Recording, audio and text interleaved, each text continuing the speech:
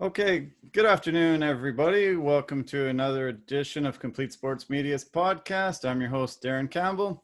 Thanks so much for joining us today. Really appreciate your time. We're also going to break down the PGA Tour.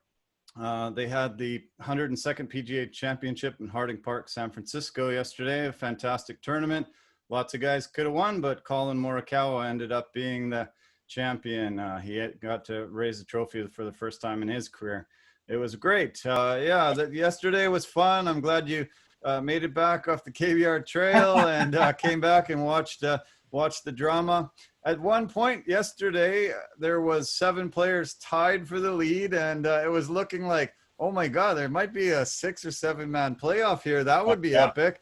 And there was a lot of talk about a lot of players, but I don't think Collin Morikawa was at the top of people's list, as the guy that was going to emerge as the winner, but he played so fantastic down the stretch. The chip in on 14, that amazing drive the green on 16 to have an eagle putt and hit that eagle putt and separate himself from the crowd. What a mature young 23-year-old guy who's winning a major in his 29th PGA start. We're seeing the names like Nicholas and Tiger and Rory as his competitors for age and things that he's accomplished already in his career. Wow, what a miraculous kid, and great victory for him. Yeah, it was fun to watch, and I caught it. I fast forward to the back nine, so I could see everything coming through the back nine, and at one point the leaderboard is all tied up, and anybody's got a chance, and it's not as much who falters out of that group as who kind of takes it and runs with it and makes some key shots. And I mean, that chip in on 14, like you say, was huge. I mean, that really, I think, turned it for him. And then making that long that drive onto the green on 16 and putting in from there. You set yourself up. If you're in that position, you're tied for the lead on the Sunday of a major. You've got it in your hands to make a couple of good shots. And I look at my amateur type golfing, and I figure, on each hole, if I can make one good shot, if the drive is really good, I can either par, maybe birdie the odd one, and get yourself in a good position. And Merrick Harris certainly did that the other day or yesterday with those key shots on the back nine, two key shots, and that really won him a championship. But then again, it was still close, so he still had to follow up on 17 and 18 and play error-free golf to be able to win the championship, and he did that. And it's good to see. We golf's one of those games where you don't really cheer against anybody. We can all have our favorite players. I love Dustin Johnson. I think he's fun to watch, but you don't really cheer against anybody. You just want to see some great golf. It's built for TV watching that way, or in person, and it was fun to watch him come down the stretch and fight everybody off, and not have those types of nerves that might be causing problems in the last couple of holes. And it's also fun to watch a lot of they show the outside, the fencing along the outside of the golf course, and all the people that were standing outside trying to watch through the fence was kind of fun to see as well. So yeah, that was fun. Yeah, I mean, it must have been hard for being a resident of San Francisco and thinking you've got a major right here, and all I'd have to do is pay $50, and I'm on the course watching this, and I really, really want to see my favorite golfers, and but yeah, they were cutting holes in the fence and trying to peer through so they could get some views of golf. It was hilarious, and that's a beautiful course. I would have had an opportunity to play a couple of courses in that vicinity a few years back, and I had a really fantastic time. There was a lot of talk that it was a public course and it might not hold up to major standards. Maybe it was better that the fans weren't on the course for it, because some of these courses that they have majors on, they have some viewing areas that they build into it. They have a lot of areas that, are sort of major championship worthy. It being a public course, it's a lot more difficult to do that. And but yeah, I'd never heard one complaint about the course from any of the golfers, and that's rare in a major because it's so challenging and difficult. Pretty great. The weather wasn't fantastic. A lot of low level cloud and quite cold. A lot of guys were cold, but yeah, I liked it. It was an interesting major. Well, and I know they did a piece the other day leading into the broadcast. I think it was on Saturday, and three of the golf reporters were out there on the course, and just at different levels of the cut. So it'd be like, okay, here's the first cut off the fairway. You most of the time you're going to get a pretty good shot off that, and then the second cut, and then the third where the ball was just buried in grass, 4 or 5 inches thick, and how do you get it out of there? And especially if it's with the cut, maybe you're a little bit easier, but if you're against it, it just puts so much pressure on you to try to get it out. Let's talk about some of the other guys in that tournament. Brooks Koepka, you and I talked about him being the 2-time defending champion going in. You say that, you don't really cheer against guys, but there was some guys cheering against Brooks because he was being a little cheeky. He was kind of chirping some of the players saying, I don't even know any of these guys.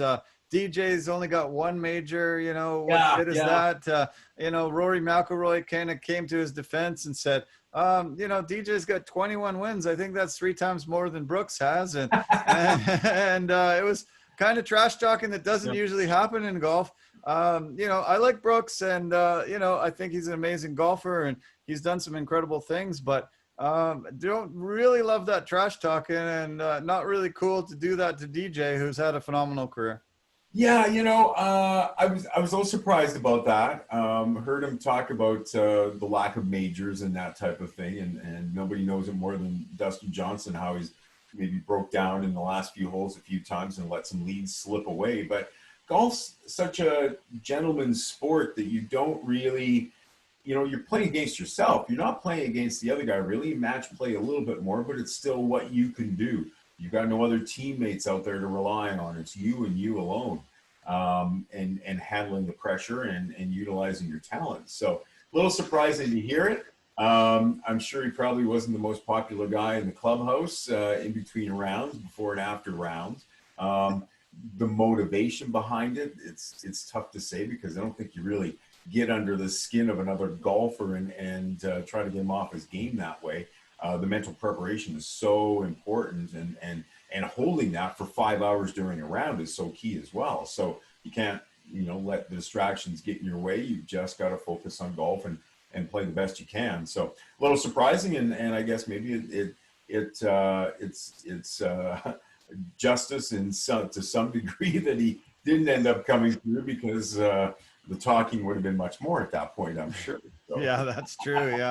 Yeah, well, he shot a 74 on Sunday and fell way down the leaderboard. And I mean, that could have been karma. It could have been the golfing gods, said, hey, this is not how we are in this sport. This is a gentleman's sport, and we don't want to hear any more of that. And Dustin Johnson did have an opportunity to win, played really great. You mentioned, he's one of your favorites. One of mine too. We talked about Wayne Gretzky and him being, his son-in-law, and it's great to follow DJ. A fantastic player to watch. I really cheer hard for him. He's 0-4 when he holds the lead after 54 in a major. He's got to turn that record around and get some more victories. It's not that he's playing anything terrible typically. He went from a few weeks ago to shooting 80s to, really shooting in the 60s and having an opportunity at this tournament, only finishing 2 strokes back in second place, tied for second. I just wanted to see him to secure one of these leads and finish it off and start cementing his legacy. He's a Hall of Famer, but we want to see him win a few more majors. Well, and I think it depends, on the kind of lead. If you come into the 4th round with a 6, 7, 8 shot lead by some chance, it's gone well through the first 3 days, and you've got that kind of lead, then it's a little different. I think it's on your shoulders to hold that lead. If you play, par or 1 or 2 under, you should be winning the tournament. Somebody's got to play phenomenal. And obviously the young guy that won it this weekend, Saturday, Sunday rounds were 2 of the best back-to-back in a major championship, which says a lot about how he played. But, Dustin Johnson had a 1-shot lead coming in. So there's not a lot that can be gone in the very first hole. In fact, he could be down a shot after 1 hole if he bogeys and his competitor birdies, he's down right away. So I don't think I don't put any real, too much credence on that kind of lead. If you've got a 6 or 7 shot lead, then I think it's a little more, it's on your shoulders to hold it. But yeah, it can't be easy regardless. It's a major. It's not a course you're normally playing on the PGA Tour, so you have to become accustomed to it in a short period of time. And it's a tough course to play on. Just didn't work out in Dustin Johnson's favor yesterday. Yeah, no kidding. But you're right. Morikawa went into the weekend only 2 under. He was quite far down the leaderboard. A lot of people just, okay, well, he just doesn't have it this week. Shooting 65-64 on Saturday, Sunday, just absolutely amazing. Dustin Johnson had 4 rounds in the 60s, 69, 67, 65, and 68. Like, great. Hey, I would take that in a heartbeat, obviously. Looking amazing. He beat 154 golfers, there's 156 in the tournament. He beat 154 golfers. So, nothing to sneeze at. Really great tournament. Paul Casey, also fantastic tournament, 43 years old. There hasn't been a winner from England winning that tournament in over 100 years for some weird reason. Paul Casey had such an opportunity. He's knocked on the door on a lot of majors, but hasn't been able to secure it. I was shocked when I saw that stat that somebody hasn't, English player hasn't won the PGA Championship in over 100 years. It's crazy. Yeah, that's surprising. I didn't know it either. And with all of the great players coming from Europe over the years and the way the game has really grown there and they can dominate in a lot of ways, it's surprising to hear it. They can have success on regular tour events, but the U.S. Open that moves around from various courses from year to year, they haven't enjoyed that kind of success. So, yeah, I'm a little surprised to hear that one. Yeah, so was I, yeah. Jason Day had a fantastic tournament, tied for 4th, 10 under. There was 5 players tied for 4th at 10 under. DeChambeau, Finau, Scheffler, and Wolf. Scheffler and Wolf was kind of cool. They were talking about them a lot. They're recent PGA graduates onto the PGA Tour. California boys, just like Morikawa is, come through the college circuit, and they both had really good tournaments. Jason Day, he had a bad back going in, and I had kind of wrote him off as a contender, but he played really fantastic golf. DeChambeau, best finish in a major ever. Everybody's been talking, obviously, with his new body and his new blasting at 400 yards and all these muscles. Best finish in a major for him. Just a few shots here and there, and he might have won this. I'm amazed that he can contend at a major because it is so much tougher of a challenge, and you have to get it on the fairways. You have to get it, in an area where you can approach the green. And good showing for him. Really good. Well, and I think they said he's gained about 20 yards on his drives, but sometimes it's more like 40, 50 yards that he's hitting it further than the past. And he's gained, I think, something like 50 pounds as well. I mean, added 50 pounds of muscle. It's interesting as a golfer to see that because you just don't see it very often. Having that beautiful swing is so important. More than it is the size of your body. There's been some bigger players that can hit the ball well, but a lot of times some of the longest drives are coming from some smaller players as well. They just have that fluid swing and can get through it and connect properly. He's gained a lot of muscle. He's gone hard at it, and golf, just like all the other sports, there's no real off season. Obviously, through the winter months when they're not on the PGA Tour, it's easy for all the players to still play golf every single day if they want. And weights are a big part of it, staying in shape much more than players used to in the past. It's rare to see a guy really add that kind of muscle. For him, it seems to be working though. You got to be able to be comfortable out there, whatever weight it is, however much muscle. You still have to get that club around and the face to the ball and hit it properly. And he had a pretty good weekend at it. So time will tell, I guess, if that kind of move to being more physically fit and adding all that muscle is going to pay off for him. Yeah, we'll see. I think a lot of guys have been afraid to do it. Didn't want to ruin their fluidity of their swing. Mm-hmm. We saw David Duval, who was #1 in the world at some point years back. He changed his body and all of a sudden fell off the map. And I think it scared a lot of golfers. I think it worried them that, you can go from number one in the world to really not being able to contend anymore on the PGA Tour. He took advantage of this pandemic and hit the gym hard and put on this muscle. I'm amazed that he can hit it quite straight at 400 yards. I always wanted to hit it like Happy Gilmore did. And, I always, it's nice when you can absolutely smoke it, and, go really far out there, especially on par fives. And, it's an experiment that he's seeming to be good on. He won at the Rocket Mortgage Classic, and he's looking strong coming in here. And great to see him finish tied for fourth, best major finish ever by far. And Tony Finau has also put on a lot of muscle, put on a lot of speed and length to his core, length to his shots. And he also finished tied for fourth. Great to see Finau up there playing great golf. Go down the list a little bit. Tiger had his struggles. Played really great on Sunday, I thought. Yeah. Just couldn't hit any putts over the 2 rounds through the weekend there before Sunday.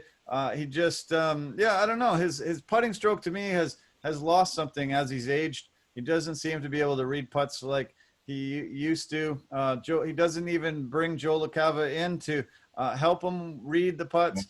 I don't know if Steve Williams was so instrumental in a lot of that earlier on in his career and winning so many majors, but I can't believe how many putts I see Tiger Woods miss these days. It's tragic. It's tough to watch. Yeah. And who knows what's really going through his mind. You have to have the confidence to do it. But obviously he's getting up there in years, in golf years anyway, where your body starts to break down, the back is hurting. And I'm sure when you get into that stance over a ball on the green, if any little part of your body just isn't feeling 100%, it's got to affect that swing a little bit.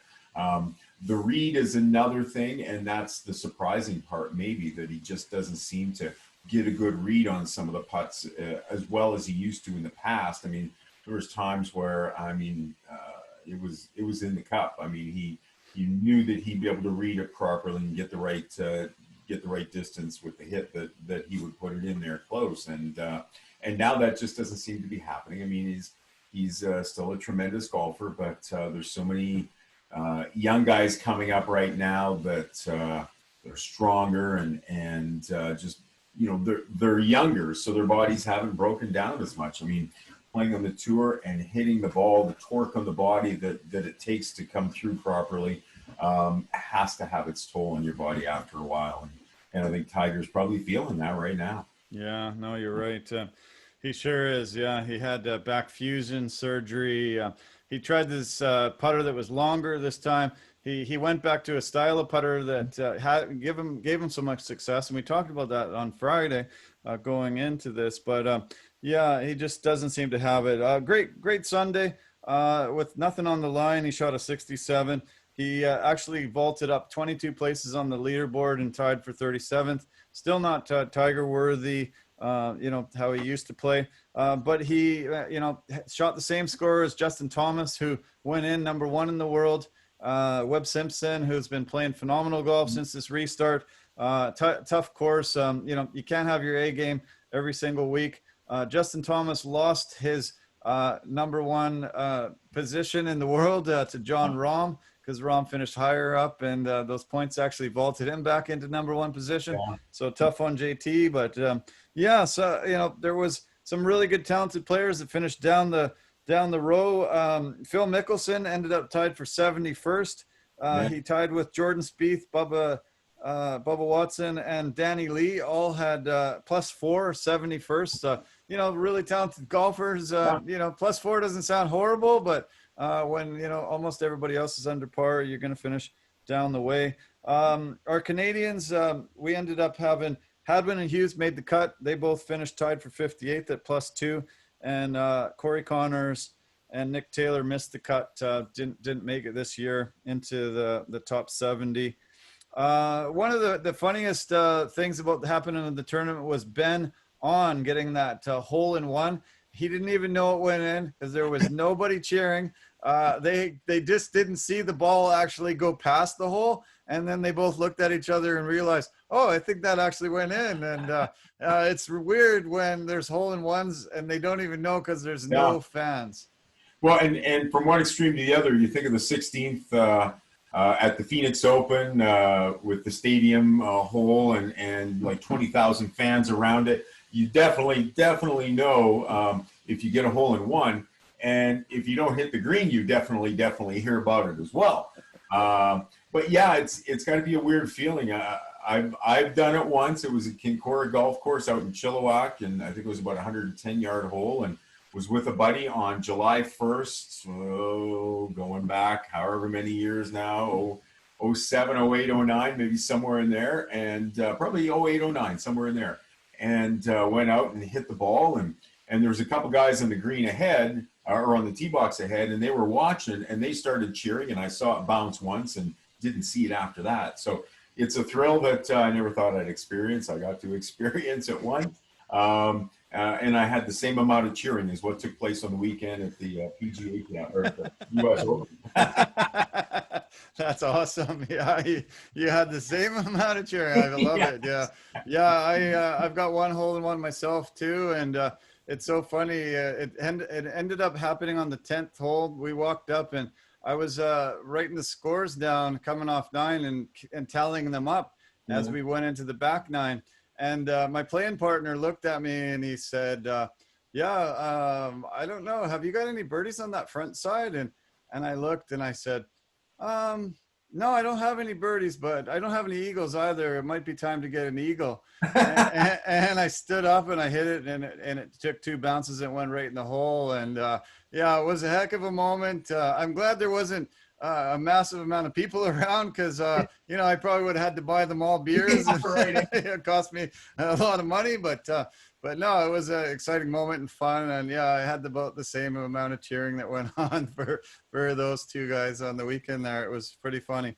Well, and we're not making Marikara money either with $2 million to win the golf championship. I know, $2 million and exemptions into so many tournaments. He's exemption for life at the PGA Championship, 5-year tour card, gets into all the majors now. Just what a phenomenal day for that kid. 13 of the last 18 majors have gone to first-time winners now. It's very hard to do what Brooks Koepka has done. Tiger, obviously, Phil. It's really hard to get a lot of majors now. There's so many good players, and somebody's going to have a great week. It was a fantastic week at this Harding Park in San Francisco, 102nd PGA Championship. One of the strangest tournaments ever for a major, obviously, with no fans. And, they did well. I don't love it without the fans. I can't wait till they're able to come back, and I hope they can at, things like the Masters and the Open and, the majors that are coming in the fall and in the winter here. But it was an interesting tournament. I really like this Morikawa kid. He's fun to watch, and, it looks like he's going to have a phenomenal career. What a start already. Well, and you mentioned those stats of so many first timers winning these majors, and to me that's the beauty about it. It forces those veterans to be on top of their game all the time, and they know that there's young guys coming through all the time that can hit the ball a long ways, that can handle the stress involved with playing on the PGA Tour and winning a championship and all those kind of things. There's just some young, phenomenal players coming up all the time. So you have to be at their best. It gives them the confidence to keep going. I think it gets a lot of fan interest when you're not accustomed, and obviously nothing against Tiger or any of those players, but the same guy winning tournament after tournament. When you know that's not the case, that anybody on any given weekend can win a golf tournament, I think it adds to the level of excitement for the players, for the fans, and everybody, sponsors, and increases, what the game of golf can do and accomplish, because they've got so many young players coming up all the time. It's great to see. Oh man, I fully agree with you. It's it's just so exciting. Since this restart, every single breakdown I've done on Mondays like this, I'm talking about just a phenomenal like drama-filled weekend that I just loved. I love seeing these young guys emerge. Winning some of their first championships.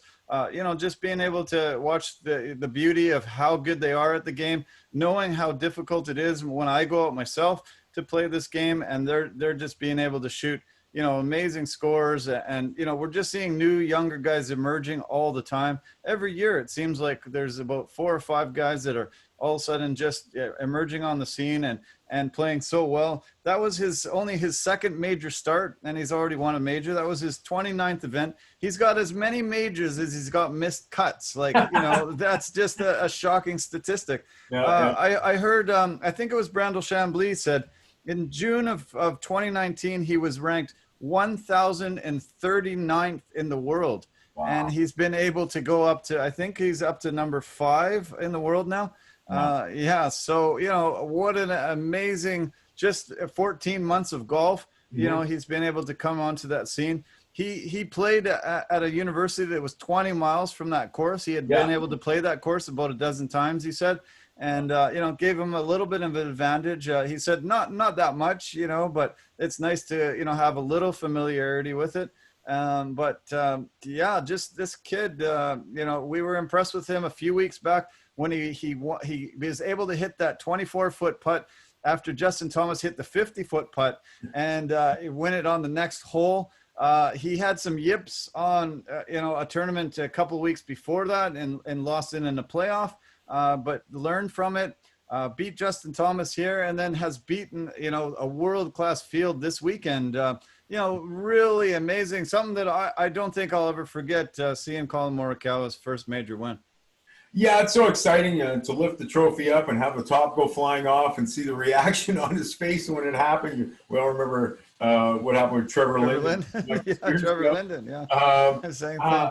See these young guys in the game of golf when it's all on their shoulders and they come through and win it. And the reaction and the fact they're a couple $1 million richer, but they've elevated themselves. They put themselves in the elite in the history of golf. And that's just such a cool thing to see. It's fun to watch people win, teams and individuals in sports. It's fun to watch them win a championship like that. It's to me the best part of sports.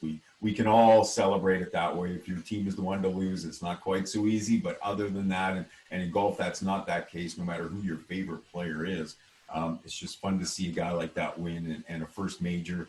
It was a fun weekend because of that. So yeah, we're gonna get to break down some more golf. The playoffs start in a couple of weeks, so that'll be fun to start talking about the golf playoffs.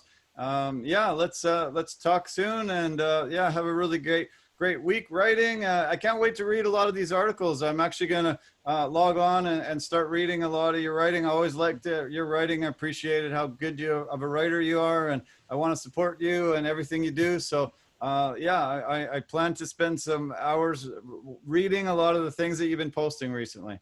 Well, thank you for that. It's pentictonnow.com, and I mean, I touch a wide range of topics.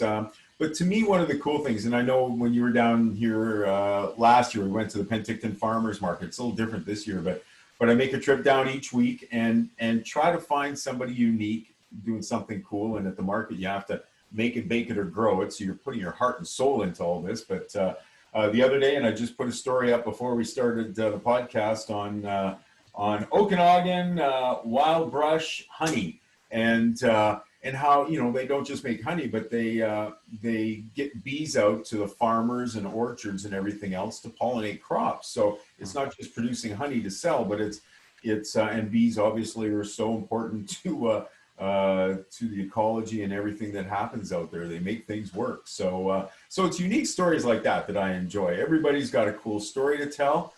Everybody's working their butt off to build their business up or to create something unique for them and find that niche market. And I like to write about things like that. It boosts people up, and that's what we're all about. Thanks again, Dale. All the best. Take care, everybody. Yeah, take care. Talked about the PGA Tour, 102nd PGA Championship from Harding Park. Collin Morikawa, the victor. And that was fun. Hope you enjoyed it as much as I did. Thanks again, as usual, for tuning in. Take care of yourself. Have a great week ahead. Love you lots. Bye for now.